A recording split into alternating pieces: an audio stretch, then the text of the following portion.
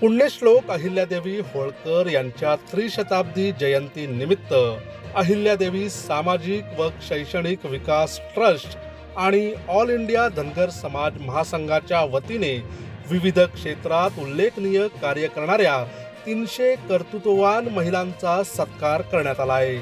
महाराष्ट्रातील कानाकोपऱ्यातून कला, क्रीडा, सांस्कृतिक आणि सामाजिक क्षेत्रात आपलं कर्तृत्व सिद्ध करत समाजाला दिशा देणाऱ्या या महिलांना आदर्श माता पुरस्कार आणि अहिल्यारत्न पुरस्काराने सन्मानित करण्यात आले।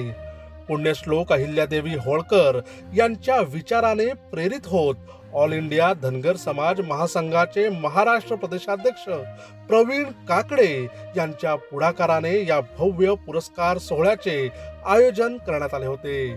पुण्यश्लोक अहिल्यादेवी होळकर यांनी केलेले सामाजिक कार्य आणि त्यांच्या कार्याचा वसा पुढे घेऊन जाणाऱ्या 300 कर्तृत्ववान महिलांचा सत्कार करत त्यांना पुरस्कार वितरण करण्यात आला आहे। या भव्य पुरस्कार सोहळ्याविषयी मान्यवरांनी अधिक माहिती दिली, तर पुरस्कार विजेत्या महिलांनी आपला आनंद व्यक्त केला आहे। पुण्यश्लोक अहिल्यादेवी होळकर यांच्या त्रिशताब्दी जयंतीच्या निमित्तानं महाराष्ट्रातील कर्तृत्ववान महिलांचा सोहळा आज या ठिकाणी मुंबई या ठिकाणी संपन्न होतोय। मला सार्थ अभिमान वाटतो की ज्या पुण्यश्लोक अहिल्यादेवी जिजाऊ आणि राष्ट्रमाता आपल्या सावित्रीबाई फुले यांच्या कार्याचा गौरव यथोचित व्हावा आणि नवीन पिढीला एक चांगलं मार्गदर्शन मिळावं, या अनुषंगाने आजचा हा अहिल्यादेवी सामाजिक व शैक्षणिक ट्रस्टच्या वतीनं व ऑल इंडिया धनगर समाज महासंघाच्या वतीनं कर्तृत्ववान महिलांचा पुरस्कार सोहळा आज या ठिकाणी संपन्न होत आहे। महिलांना आव्हान मी अशा पद्धतीने करेन की आपण संसार, कुटुंब आणि समाजाची सेवा करणं खूप काळाची गरज आहे। मुलांना चांगले संस्कार देणं सुद्धा खूप काळाची गरज आहे। चांगली नवीन पिढी आपल्याला घडवल्याशिवाय पुढे राष्ट्राची आणि समाजाची आणि आपल्या कुटुंबाची प्रगती करता येणार नाही।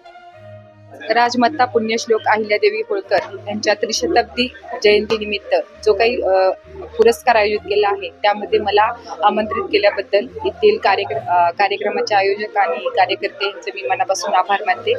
आपल्या अहिल्यादेवी होळकरांनी इतिहासामध्ये महाराष्ट्रातच नव्हे तर भारतात देखील खूप मोठी कामगिरी केलेली आहे। त्यांच्याच पावलावर पाऊल ठेवून आम्ही त्यांचा वारसा पुढे नेत आहोत।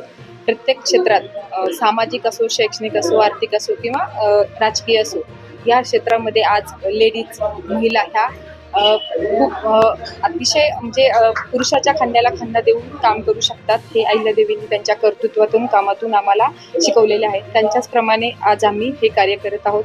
प्रत्येक समाजातली कोणतीही स्त्री असो, तिने स्वतःला कमी न लेखता आपण पण काहीतरी काम करू शकतो या निश्चयाने काम केलं पाहिजे। मी पुण्याहून आले। निगडीमध्ये आमचं वनस्थळी मध्ये ग्रामीण विकास वनस्थळी केंद्र आहे, तिथे आम्ही बालवाडी प्रशिक्षण केंद्रामध्ये महिलांना बालवाडी कशी सुरू करायची त्याचं प्रशिक्षण देतो, कसं शिकवायचं त्याचं प्रशिक्षण देतो।